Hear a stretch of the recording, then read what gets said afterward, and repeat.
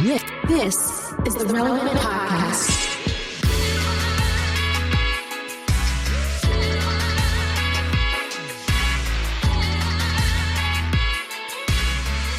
It's episode 1212 for all you numerologist people. That's a big one. I don't know. 1212. And it's the Relevant Podcast here in Orlando. I'm your host, Cameron Strang. And joining me from Nashville, it's artist, producer, mogul, Derek Miner. What's happening? Just down the street there, our managing editor, downtown Emily Brown. Hey, y'all. And in LA, you know from Social Club Misfits, it's Marty. Howdy. This is fun. We're recording at the wrong time because Derek and I were in the Colorado mountains the last few days with no cell service. It was Derek, how are you feeling this morning? You tired? I feel great. Yeah, you guys were a part of the what was it called? You said again? It was the Republicans for. Shut up. It's the Illuminati. It was Cowboy Republicans in Denver. First of all, Marty, you were invited on the trip. I wanted to go.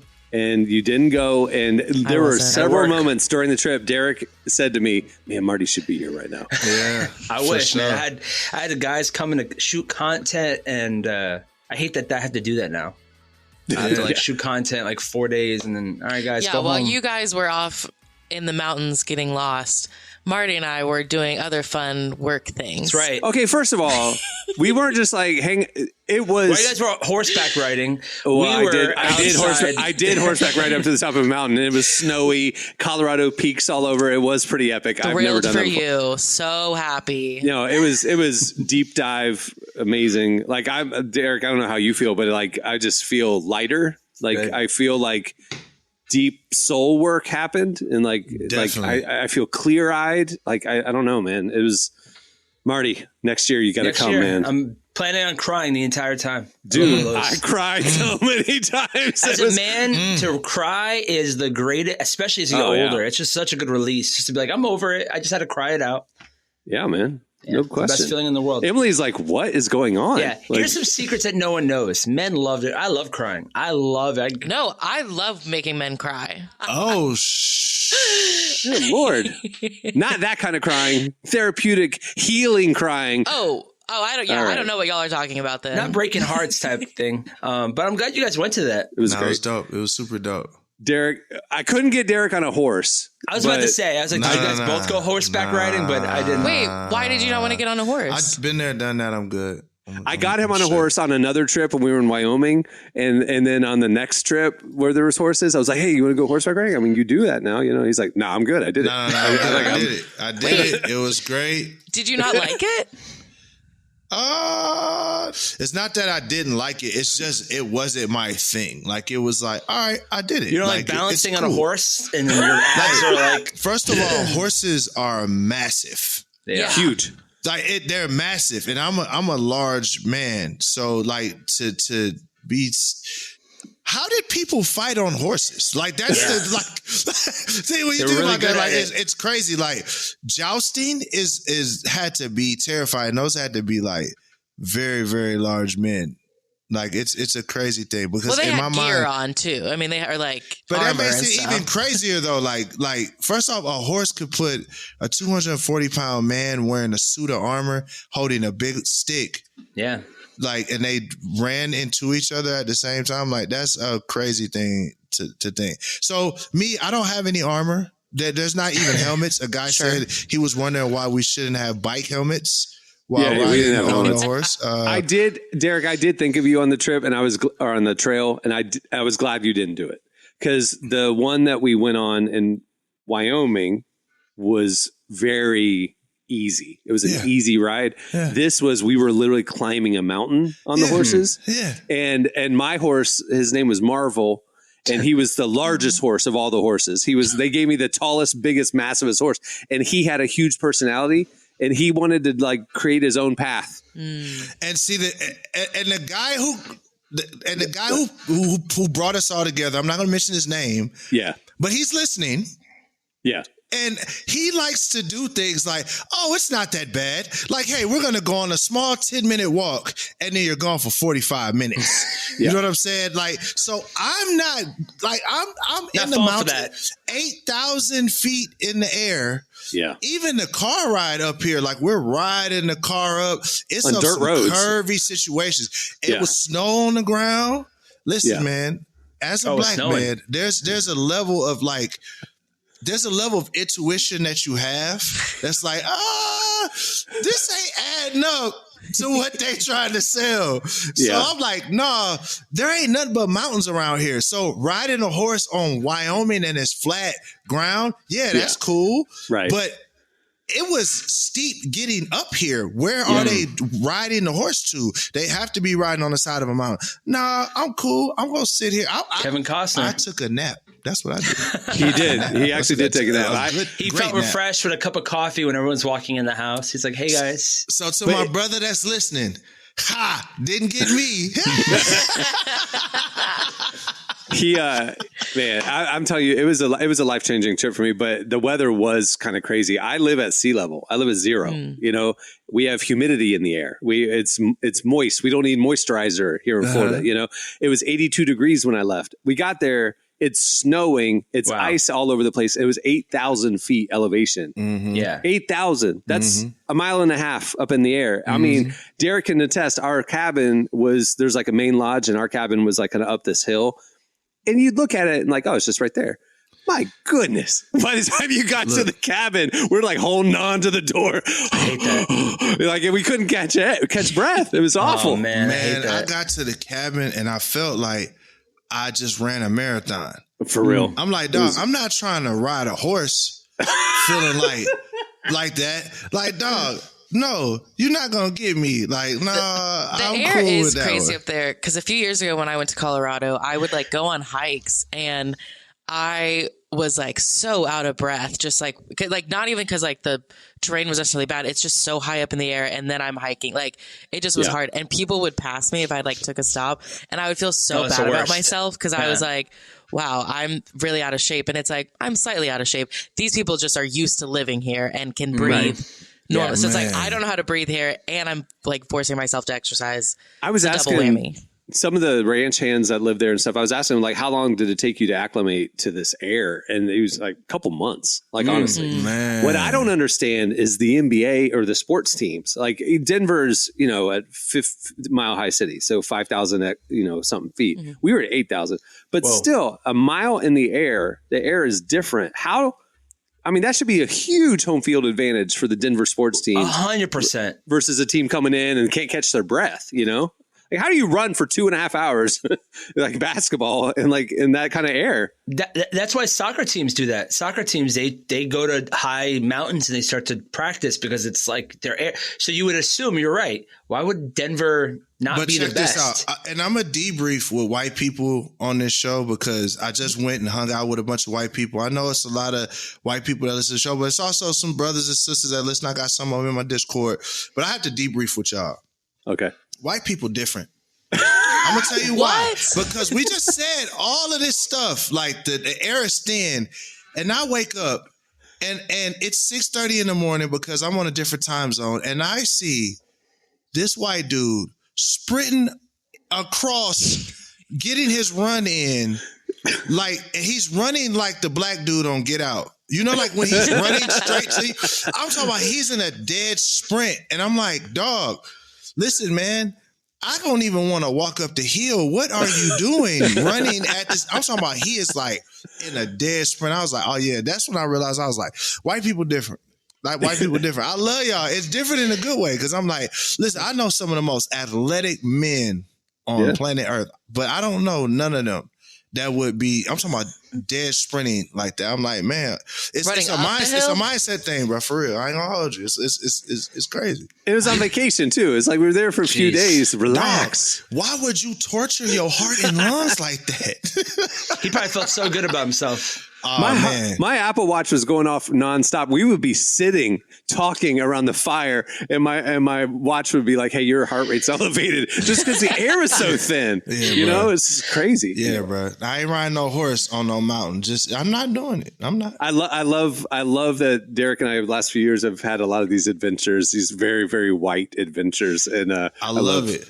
I love that Derek's loving it. At first, I was nervous about it. Yeah. But now it's like hanging out. I'm like, okay, I get it. I don't go on the adventures with them. It's more fun to watch the white people do the white stuff than it is to actually participate in the white stuff with them at times. They stretch me though. Like, hey, Derek, man, come on, buddy. Let's do it. Oh. Come on, buddy. Come on, buddy. Yeah, buddy. Did you guys do s'mores and stuff? Would you guys have like moments around the fireplace where guys shared stuff? Like, what was happening?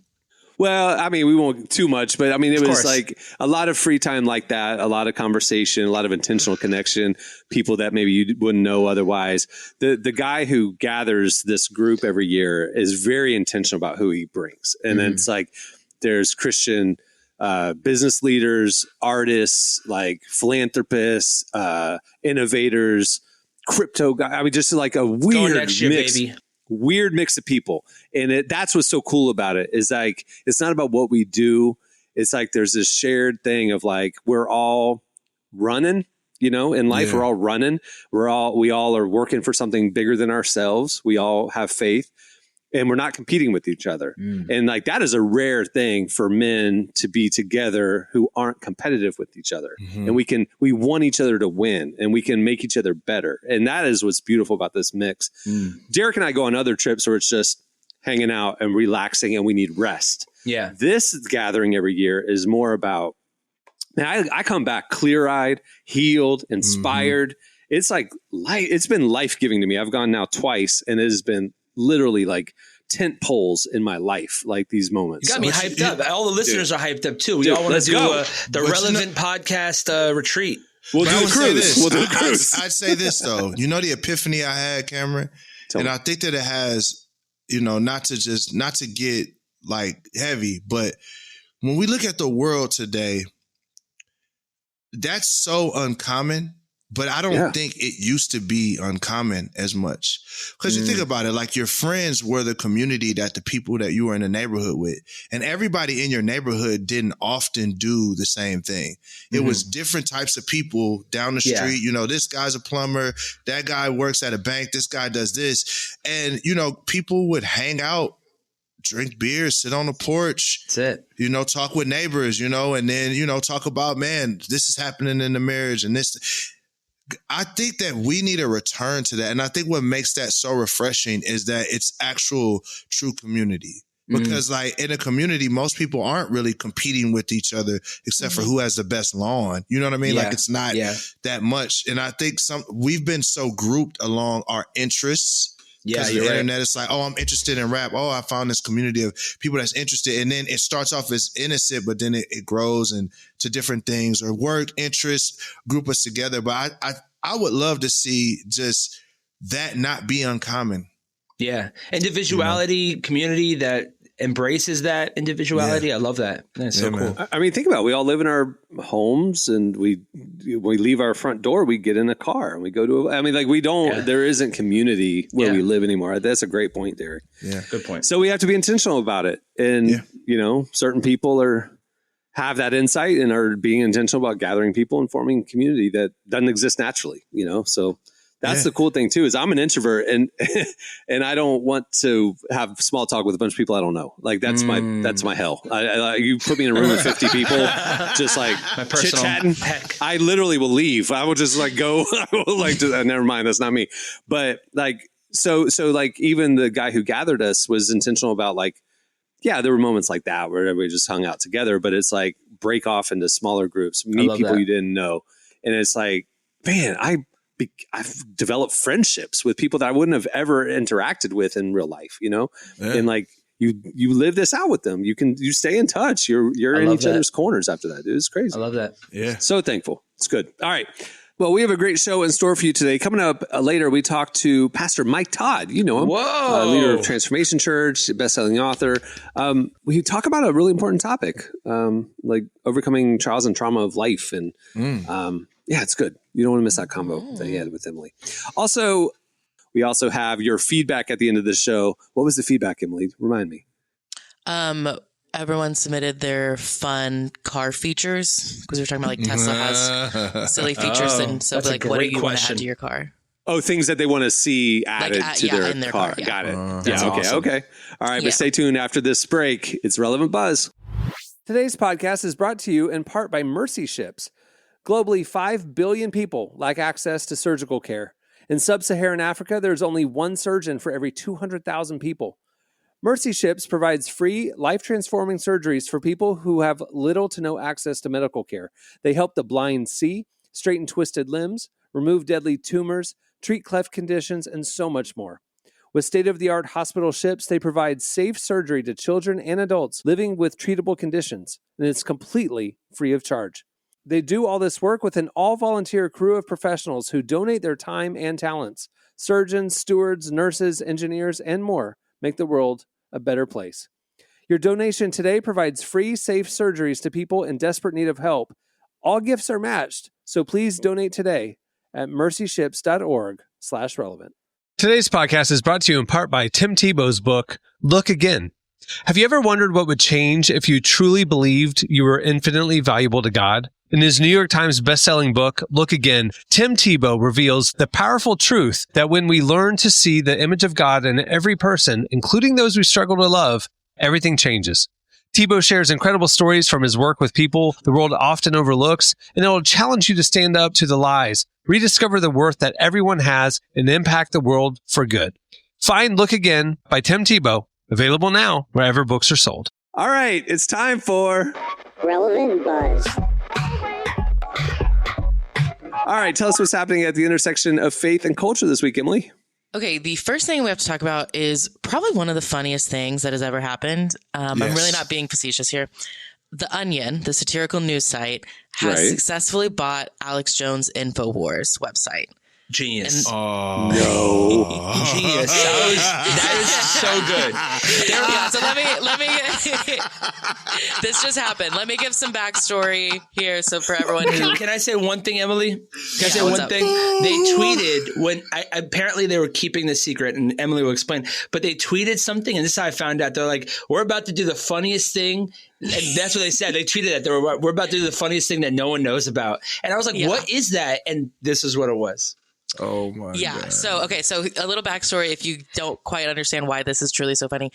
So Alex Jones had this website, InfoWars. He is a well-known conspiracy theorist, and a few years back he was found liable for spreading lies about the 2012 Sandy Hook shooting. And there was a lot of obviously follow over that for the last decade. But last year he was ordered to pay $1.5 billion in damages to the families of the victims.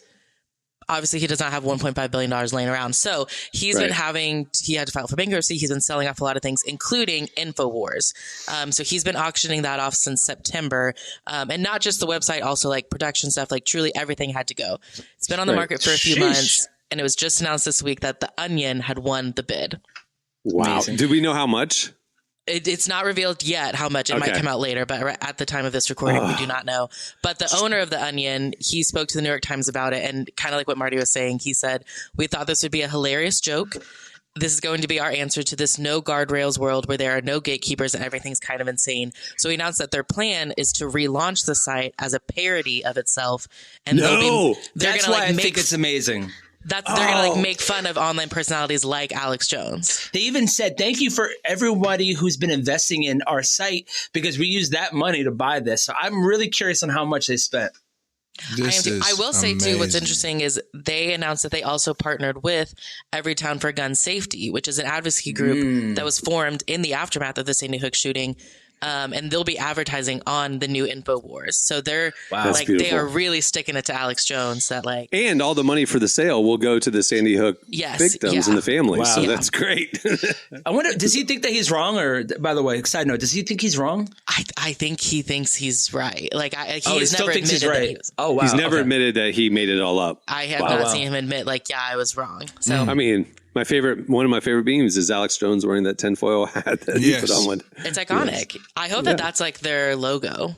Yeah. Or like a silhouette of him. So many. Oh, Like the NBA logo. It's a silhouette. Emily, that's so good. Emily, somebody make that and send it to the Onion right now. That's so good. Please take that idea. the This logo. started on the Relevant It would look podcast. like an onion. If you silhouetted it would look like an onion. But it's a person. It's so genius. That would be the funniest thing ever. Cameron, call your rich and powerful friends right now. Is there any designers that I know of that could post this on Instagram or Twitter and like get the ball rolling or momentum? This is a great idea. Alex Medina. Yeah, he would do it. go. He would do it. Alex Medina would do it. good. We got the team now. We got Alex Medina, did the logo. It's There we perfect. go. That's it. Let's go. I love it. Our I little love it. contribution to sticking it to Alex Jones. I like I it. love I love that this is the most epic, expensive troll ever. I love it. Oh, yeah. Oh, yeah. It's great. Oh, but this is going to take the Onion to the next level, though. Like, this is going to changes the game. It does. All right. What else, Emily? So the next time I want to talk about is there's this new trend that's been emerging that it's kind of like retail therapy, but on steroids, or antidepressants actually might be a better use for it. But basically, if you will. so there's this new study that came up from Credit Karma that found that 1 in 4 Americans are, quote, doom spending, which is where they're spending more money even as they're getting more worried about the current financial situation. That ain't good, y'all. One of us, 1 of 4. Who's doing it? So when you brought this up, and I haven't read the article yet, but you mentioned it to me in our prep meeting. What is the difference between retail therapy? You're going through a hard season of life, you lose your job, break up, and you go buy, things come, you feel better. What's the difference between retail therapy and doom spending? So retail therapy, like you said, it's like I go through a breakup, let me go buy a new pair of shoes to feel better about myself. Doom spending is you're so uncertain about that financial future that you're not sure if you're going to be able to afford things that you spend your money now because you don't know if you'll be able to spend it later.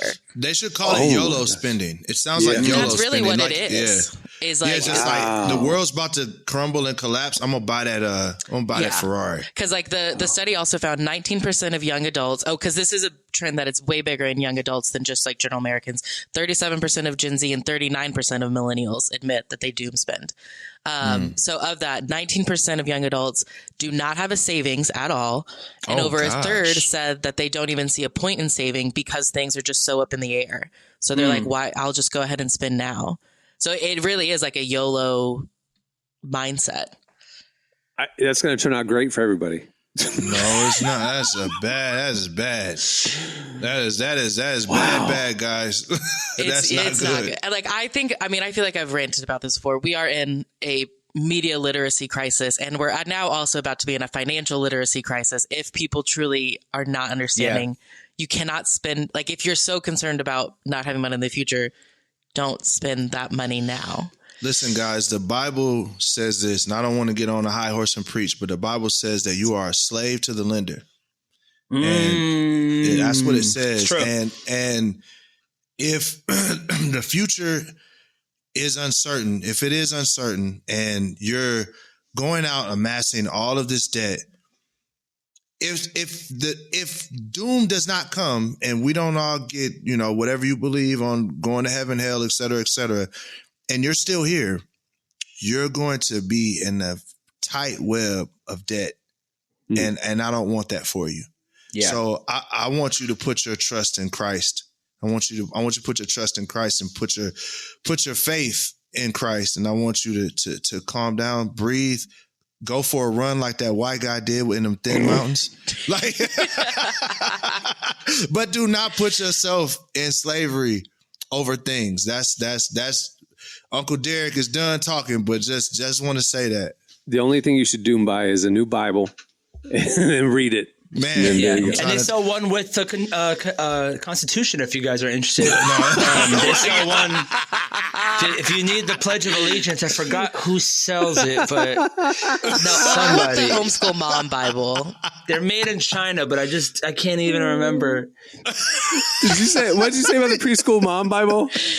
I want the Homeschool Mom Bible. I love the like hyper specific ones. It's just like what's in that Bible? Like what is it? Is it like truly inspiration? Does it smell like a pumpkin spice latte? Is it gingerbread? No, I think like there are like little devotionals on like encouragement when you're homeschooling your kids, which is like very sweet. Like, again, there's nothing wrong with that. It's just so funny that there's a whole industry for these very specific Bibles. We've talked about this before. Just listen, homeschool moms, they need Bibles that are contextualized for them. They're dealing with a lot. Yeah. I don't know how they do it. So listen, there you go. Enjoy your scratch and sniff pumpkin latte by day. The sourdough Bible. oh my gosh. All right, Ellie, what else? Okay, last thing that I want to talk about is something that I'm really excited about. Jim Gaffigan is coming out with a new comedy special next week called The Skinny. And it's actually the first comedy special that Hulu has produced. But it's dropping next Friday. We've got a trailer of it here. I don't know if you know, I'm normally a fat guy. But since I've lost all this weight, now I'm just arrogant. People, they won't even say anything to me. They'll just go up to my wife and ask, "Is Jim okay?" Because to them, it's more likely that I'm sick than I would ever have any self-discipline. I know I complain a lot about my family, but they've ruined my life. You ever notice in commercials for alcohol, people are always laughing and having a good time? I just like to see one print ad that shows some expressionless dad sitting alone at a kitchen table with a bottle of booze. He always has it. He's so funny. My wife was like, "Don't gaslight me." And I was like, "I've never heard that term before." She was like, "You've never heard of gaslighting?" And I was like, "I don't think anyone on this planet has heard of gaslighting. You might be going crazy." And I freely admit my wife has it harder, much harder, but this whole thing is kind of her fault. These children didn't come out of my body. In a way, they're not even my kids. Oh yeah, I'm watching that. I've never seen a stand-up from Jim Gaffigan. So yeah, I've seen him live a couple times. Man. He's great. Yeah, he's great. I'm glad that he's progressed past just the Hot Pocket era. Like he was known as the Hot Pocket food joke guy, and I'm fat and I eat everything, and that was his joke, his shtick. And he tried to evolve past that for a little bit, and it wasn't quite as good. And it was kind of like he was kind of falling off. Something's happened in the last 2-3 years where he has found a new era. The Skinny is because he's talking about how he did lose weight. Yeah. And so it's like, I think he addresses like, I'm no longer, the guy that I was known for. So now here's my new material. Like he's That's had great. like a physical transformation. It's like but also a joke refreshed. Yeah. His so material he was is real refreshed. heavy. He was real heavy? No. It was just, he was like, I'm the schlubby, I like Hot Pockets. Yeah, like, gotcha. yeah. Like a sitcom dad almost, right? Yeah, Like, Gotcha. Yeah, he was just like self-deprecating Kevin type James, thing. yeah, it's like that. Okay, I got you. I'm fat. Yeah. But now it's like his material has evolved past that, and it's like it seems refreshed and it's great. He's like a better Seinfeld to me because Seinfeld is he just says he does the same jokes for every 5 years. Like I've seen Seinfeld twice, and I've seen the same show 3 times. Not worth it to see.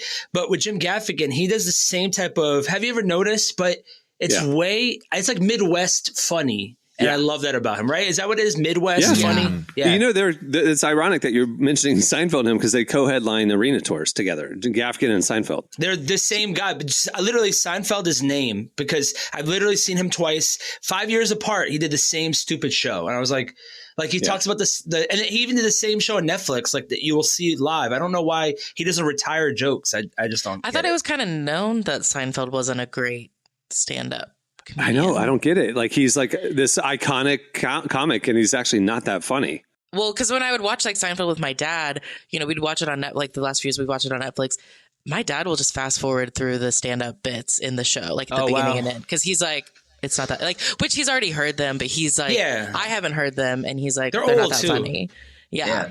So I have it in my head that Seinfeld's not a great stand-up comic. He's never really been funny to me. I'm gonna keep it real. Yeah, I love the show, but him as a comic is not funny. The show is not just him. It's not him. It's Larry David wrote the show. So it's like it's Larry David's humor that made the show funny. Seinfeld's not funny. Yeah. They're the perfect combo. Yeah. It's interesting, too, like not only have Gaffigan and Seinfeld been co-headlining, now Nate Bargatze is part of this, and they have like this trio thing. And there's the biggest comics in the world, the biggest comedian, the biggest tours are all clean comedy now, which is really interesting. That's really cool. I love it. Like I said, this is the first comedy special that Hulu is producing. So I think it's great that they are starting with Jim Gaffigan, because again, obviously they'll do non-clean comics as well, but I love that he's the one that gets to be the first. Let's do it. Yeah. Hopefully him and Nate go and leave Jerry Seinfeld behind, and I'll let see that tour. Well, even too, like on Nate's tour, if like somebody will pop in, it's like Jimmy Fallon will pop in, or like it's all these clean comics now, which is just an interesting shift isn't that crazy in comedy. that Jimmy Fallon will like show up at an open for Nate Bargatze. You said Jimmy Fallon? Yeah. Why does that sound odd? Jimmy Fallon's opening for Nate Bargatze. I just realized his name is Jimmy. I don't know why. Like that just was like a revelation moment. And I was like, why'd you say Jimmy? And that's his name, Jimmy.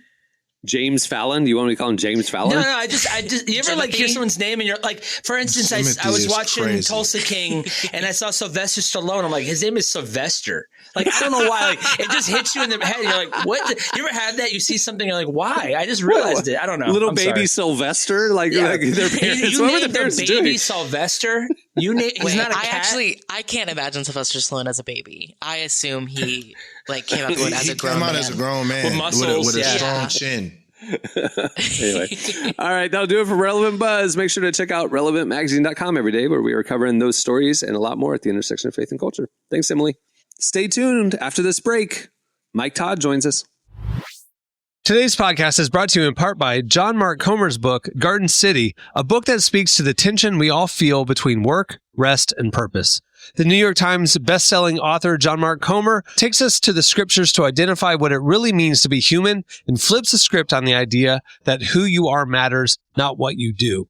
He shows that God created us for meaningful work and meaningful rest. Both matter. This book helps you ask and answer the big questions. Does God care where I work? Is there a direction for my life? So you can discern God's heart for your calling, your rhythms, and the way His Spirit wants to shape every part of your life. If you're longing for purpose and a more grounded way to live, check out the new hardcover edition of Garden City wherever books are sold. Well, today's show is brought to you in part by the new book, God, the Science, the Evidence. We talk a lot about faith, but how often do we talk about science in the same breath? You might be surprised to discover just how deeply the two actually agree.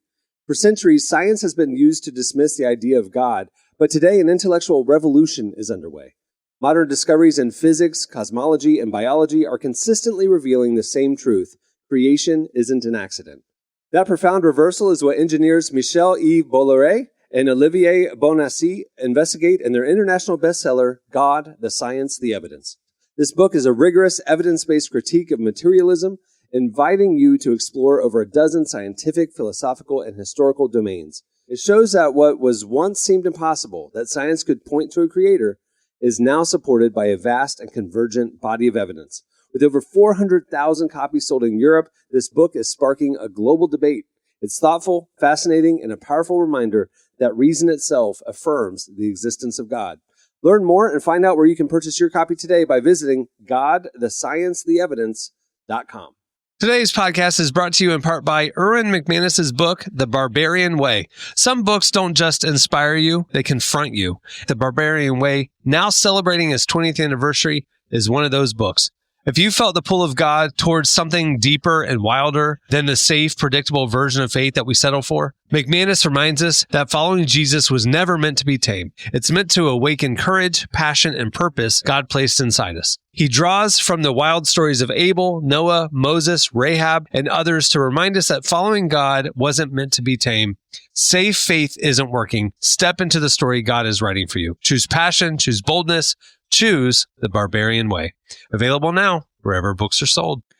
Well, our guest today is Mike Todd. He's the pastor of Transformation Church in Tulsa and author of books like Crazy Faith and Damaged, Not Destroyed. We talked to him about how to overcome trials and trauma in life and find true victory and freedom.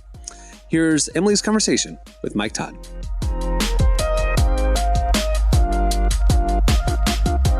You know, I've heard you say that we have to work through our trauma to reach triumph, and I want to dive into that message. But first, when you say trauma, what definition are you using? Easy, simple Mike Todd definition is trauma is anything that impacts you greatly. So, because a lot of times people think trauma is just bad things. In this book, I talk about the trauma of success. because that impacted me greatly. And I think that trauma can be anything from the coach not letting you play when you were in 5th grade on the basketball team, to a brother and sister always telling you stop touching my stuff, to not being accepted into the college that you wanted to go to, the alma mater that your family went to, all the way to actually graduating the top of your class, but not actually loving what you spent all that time doing. Like, trauma can happen through anything. It reminds me of when the scripture says, in this life, you will have trouble. I say, like, in this life, you will have trauma. Like, the trouble will cause trauma. But the truth of the matter is, every trauma, every trouble is actually an opportunity for you to learn something about yourself and learn something about God. And a lot of times people use the trauma as an excuse to stay where they're at, instead of the platform to go to where God has them to go. I can think in my own life, how many times my greatest problems in one season became my greatest victories in another. I used to have an addiction to pornography, and I remember being so steeped in that valley and perversion and all of those things. Like, will I ever be free from this? And actually saying something about it, confessing to the community that I was around, letting the people that actually cared about me know, like, that was the hardest battle for years. And people want to be like, yeah, for a couple weeks. No, for years. Like, it was about, but once that dam broke and I was able to release that, help started coming.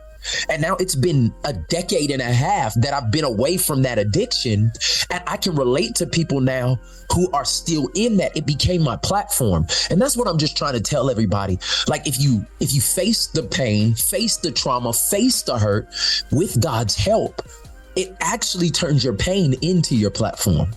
And I really do believe that on the other side of your greatest hurdle is a great victory. And that's why we made the subtitle From Trauma to Triumph, because I believe every fail has the potential to turn into something in your favor.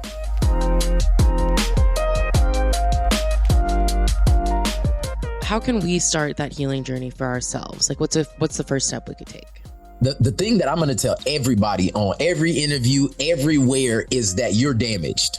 Like, the truth of the matter is, most people are so aware of everybody else's problems that they won't admit their own. And the truth of the matter is, we're all damaged. We live in a fallen world. We are surrounded by sin every day. My flesh wants to do the wrong thing every day that I wake up. Like, and if you don't acknowledge something, you'll never change it. Like, if you don't acknowledge that the trash stinks, you'll never take it out. And a lot of people are living in trash because they're like, oh, that's just the natural order of my room. Like, no, it stinks in here. You need to take the trash out. But many times acknowledgement is the first step to actually getting healing. And so I would just encourage people to, like, look at your life. Look at why you don't answer phone calls. Look at why you, hold on, I hit a button right there. Look at why you don't answer phone calls. Look at why when people are trying to get close to you, why you kind of make excuses not to get to, or look at the reason why you're always around people and never can be by yourself. Like, look at the things in your life that are normal for you and just trace it back and see, is there any reason why this is happening? And could this be a result or the fruit of something that I haven't really dealt with? And, you know, in the church, we've done a bad job of just telling people to pray about it. Like, I do think that prayer is a catalyst, and it is the ointment around all of the hard work that we have to do. But I don't think it's a cure-all, fix-all. One time I prayed at the altar, or I prayed with my small group person, and now I'm done.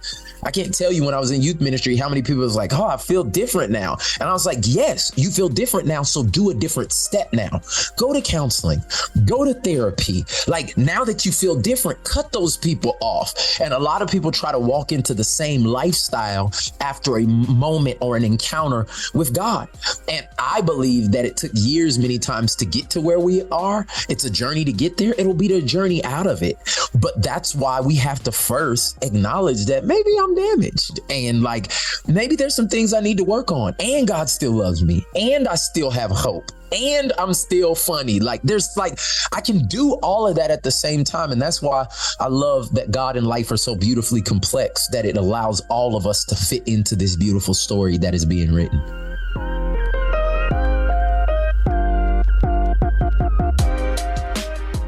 And now, how can the church help our brothers and sisters while they're on their own healing journey? Yeah, I love it. Number one is you got to listen better. I think that in the church that when we have community and when we get people to actually open up to us and tell us that they're struggling with lustful thoughts or infidelity or I was abused when I was young, we don't have to solve it. Like, we're not the savior. Like, most people feel intimidated by people's problems because they think they have to fix it. I don't have to fix nobody's problem. I just have to point you to the one who can fix the problem. And so I think the first thing is, if you become better listeners, to be empathetic, to be able to think of a moment or a time where you might have been in something similar, that you can let them know they're not alone. I think that's one thing that we can do better. And then I think that all of us have to do a better job at doing our own work. It's very hard for me to listen to somebody about their issues, but it triggers me. Like, it sends me that's just too much. And the truth of the matter is, it's because a lot of times we're not doing our own work. And I found the more that I go to counseling, the more I'm in small group, the more that I'm reading, the more that I'm talking and processing with my wife, it's easier for me to be there for people who are going through the same thing, that are going through loss, that are going through transition, that are going through change. And I think that helping somebody means helping yourself. And if you start there, that will be more of a help, because I can't tell you how many people I've been able to help with counseling, because me and my wife have been in 4 years of intensive counseling. Like, I know language now. I can refer books to them. I can do those different things. And then the third thing is, I think you point them to the hope that Jesus can change your situation. We have literally tons of examples in the Bible of people being demon possessed, of people being literally stoned and cast out of communities, and Jesus still touched them. And Jesus still went to their situation and told them that you can be healed. Even situations that look dead, things that we have thought there's nothing that can be done about it. This is just how I am. This is just how it's going to be. The hope of this belief that we have in Jesus is that he can perform a resurrection. And that's where, for me, I think being an encourager, that this will turn around. I know you're here right now. I know this is how you're feeling right now, but I believe that God can do something more. That faith talk, that ability to communicate hope. Hope is the fuel for faith. And I just believe that, for me, it is about us encouraging people to life. And those practical things can really help people not just live another day, but have a flourishing life, because we're all going to go through things, but it's how we handle what we go through that allows us to actually see the value all around us.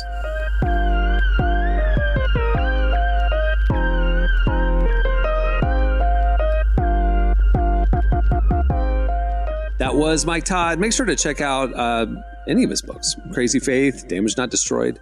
They're out now. All right, after this break, it's your feedback. Well, today's podcast is brought to you in part by the new book, Confessions of a Christian Alcoholic. Author Jonathan Seidel knows firsthand how even believers can get stuck in shame and destructive habits, especially when it comes to one of society's biggest obsessions, alcohol. In Confessions of a Christian Alcoholic, he details his spiral into disordered drinking and shares the 4-step process he eventually used to break free. There's hope for alcoholics who become Christians and for Christians who become alcoholics. Find Confessions of a Christian Alcoholic wherever books are sold. What if you could change a child's life with just $10? Right now, thousands of vulnerable children in East Africa are suffering from jiggers. It's a painful, preventable parasite that burrows into their feet. Soul Hope is the only organization treating it through foot washing, medical care, and durable closed-toed shoes that protect kids long after treatment. $10 may not seem like much in today's world, but when we come together, those small gifts add up to big change. Join the 10 for 10 campaign. $10 protects 10 small toes. Visit soulhope.org/10 to give now. One small gift makes a big difference. Again, that's soulhope, SOLE, hope.org/TEN. Okay, it's time for your feedback. So last week we got talking about car features, Teslas that can drive themselves and different things. This isn't new information, but it got us thinking of like kind of how crazy cars are getting and how crazier they're going to get. So we asked you, what fun feature would you add to your car? Because I think the fun part of it was like we were talking about. Derek loves to do the fart honking on his car. Well, no, I was in an Uber and I asked him, "What's your favorite feature about driving?" Because he had a Tesla, and he was like, and I asked him what his favorite feature was, and the very first thing he told me was the whoopee cushion feature, which I didn't know was a thing. Got it. All right. So we asked you, you hit us up at Relevant Podcast on X. Here's some of our favorite replies. But before we get into them, I want to say the first one on the list, Crystal Brandt, she says the ability to play carpool karaoke easily.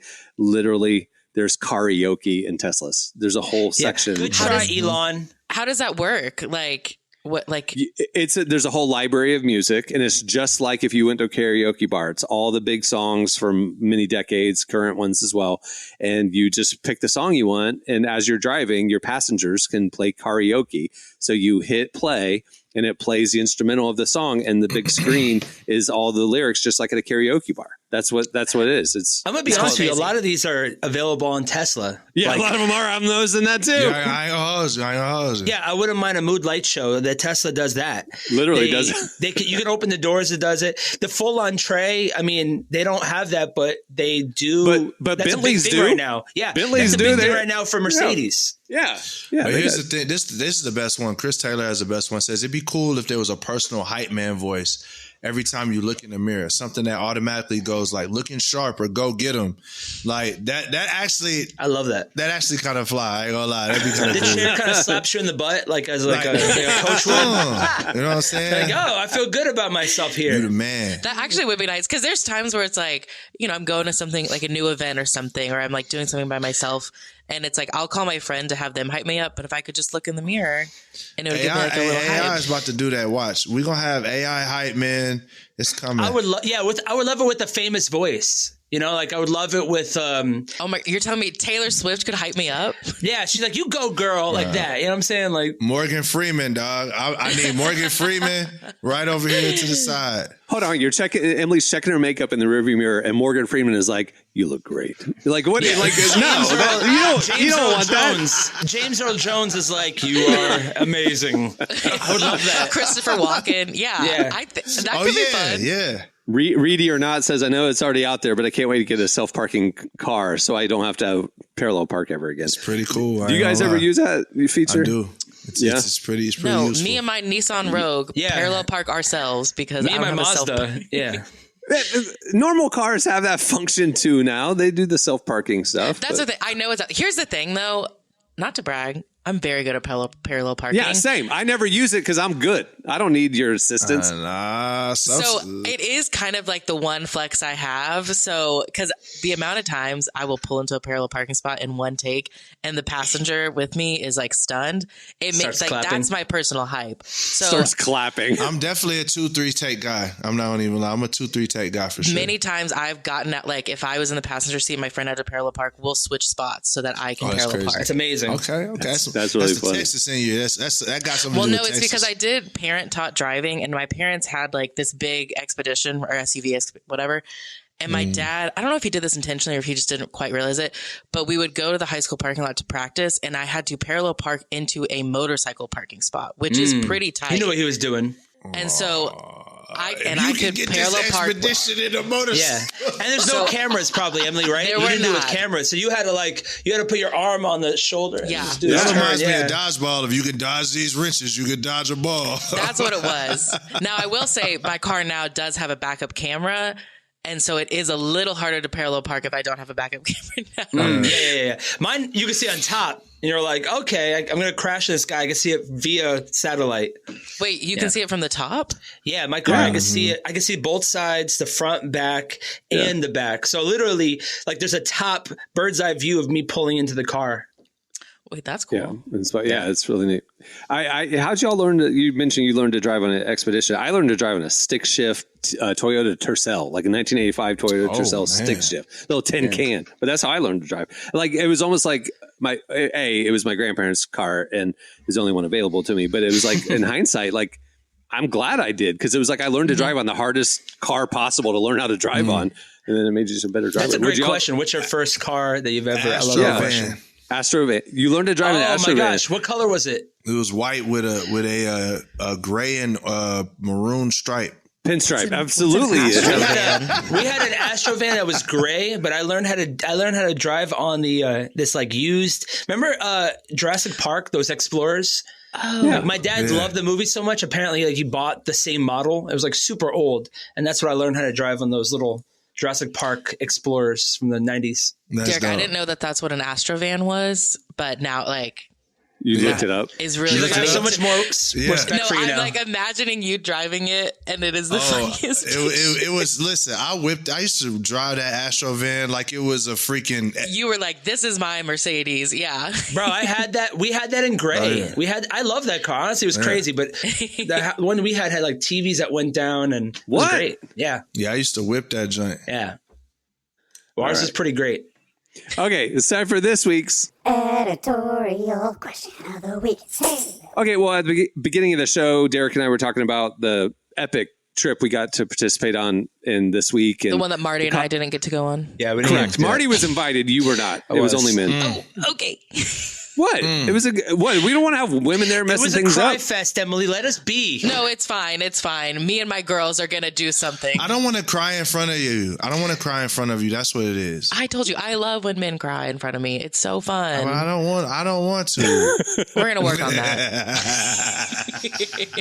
So anyway, it was this epic setting in the Colorado mountains, adventure and all this kind of stuff. We want to know your epic dream trip. A lot of people go to Iceland and the fjords and, go Sahara Desert and all that stuff. What's your epic dream trip? And it better not be nothing like Panama City or something, bro. Like No. I fully expect everyone to be like Lord of the Rings. I want to go to Scotland or something like that. I want to go to New Zealand. Okay, so let's take some off the list. You're saying no Lord of the Rings? How about this? It can't be like a local trip. If because you can't be like Miami. Like you have to. 100%. It has to be something that's very epic, out of your element. Yes, this is a dream scenario. Your dream scenario is not to go to Wisconsin, right, or Vegas. As a matter of fact, the more details, the better, because I want to know what kind of hotel you're staying in. Is it a tiny house or is it who's with you? Right, who's with you? I need more details. Like I want to experience it with you visually. Yeah, I'll tell you, mine's women only. So how does that feel? I'm okay with that. That's a good feeling. All right. Epic dream trip that you actually want to do one day, not just some weird thing you're just going to tell us. You actually want to go on it. Hit us up on X at Relevant Podcast. We'll read our favorites on next week's show. Well, before we wrap up, I want to thank Mike Todd for joining us today. Make sure to follow him on all the socials. Check out his books. They're doing a lot. Transformation Church is blowing up. Also, make sure to check out relevantmagazine.com every day, where we are covering the intersection of faith, culture, and everything in between. Follow us on all the socials. We have a lot of fun stuff coming up very soon. All right, on that note, we'll wrap it up. I'm Cameron Strang. I'm Derek Miner. I'm Emily Brown. I'm Marty. We will see you on Tuesday. Have a great weekend, everyone.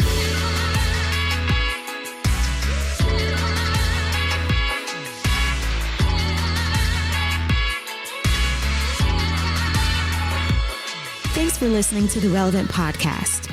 Check out our features, interviews, and news updates every day at relevantmagazine.com. And make sure to follow Relevant on Facebook, Twitter, and Instagram for the latest. For more great podcasts, browse the shows on the Relevant Podcast Network, which you can find at our site. And while you're there, don't miss the all-new era of Relevant Magazine. A new issue releases every other month at relevantmagazine.com.